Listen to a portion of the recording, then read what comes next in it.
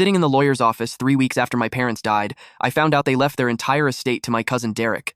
They wrote me out of the will and left me nothing, which is hilarious, considering I had been secretly paying their mortgage for the last 5 years. But don't worry, his inheritance was about to become his absolute worst nightmare. My parents died in a crash. I spent the next 3 weeks drowning in funeral arrangements. Derek just showed up in a custom suit. He was always too busy for them. Meanwhile, I visited every week, cooked dinners, and drove them to the doctor. But when the lawyer slid that will across the table, my name wasn't on it. Derek just sat across from me and smirked. Guess they knew who really cared, Derek said. His voice was casual, like this was a game he had won. My jaw clenched tight. I stood up. My chair scraped loudly against the floor. I walked out of the office, took the elevator down, and sat in my beat-up car. I had been driving that old Honda for 9 years. I pulled out my phone. I opened my banking app. For 60 months, I had been their invisible safety net. I paid their mortgage, $2,100, transferred every month. I paid their property taxes, car insurance, and medical bills. I lived in a tiny apartment. I ate cheap ramen. I drained my own future to keep them comfortable. Almost $200,000 of my own money, and they left it to Derek. I opened my mortgage autopay. I hit cancel. I opened the property tax escrow account. I hit cancel. I canceled both vehicle policies. I logged into the medical portal and removed my credit card. I updated the contact info to Derek's phone number. Then I completely blocked his number.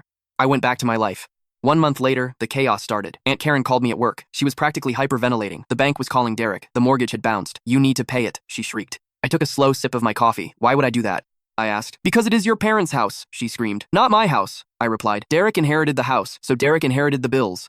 Derek called me 2 days later. The smugness was completely gone. The bank sent a foreclosure notice. He had 28 days to catch up on $25,000. "You have to help," his voice cracked. "It's family." I laughed. A cold, sharp sound. "You mean like how I was mentioned in the will?" I asked. He admitted he didn't know about the debts. "Congratulations on your new home," I said. I hung up. A week later, Aunt Karen marched right into my office. She stormed into my cubicle. Her face was violently red. She clutched her purse in both hands like a weapon. "You are destroying your parents' legacy," she yelled. The entire office went dead silent. Keyboard stopped clicking. I stood up slowly. I looked her dead in the eye. "Derek inherited it," I said. "It is his responsibility." She pointed a shaking finger.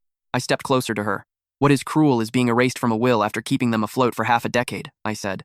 My voice was low but razor sharp. "What is cruel is spending $200,000 and getting nothing." She begged for 3 more months to sell it. I sat back down. "The family forgot about me," I said. "I'm just returning the favor. Get out of my office." She left, crying.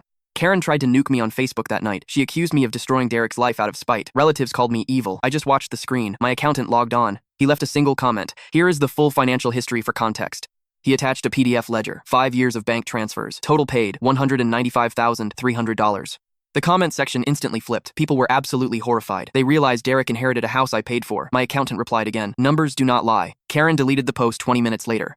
The bank took the house. Derek got nothing. I sat in my small apartment watching my savings finally grow. The bridge was burned, but my wallet was finally mine.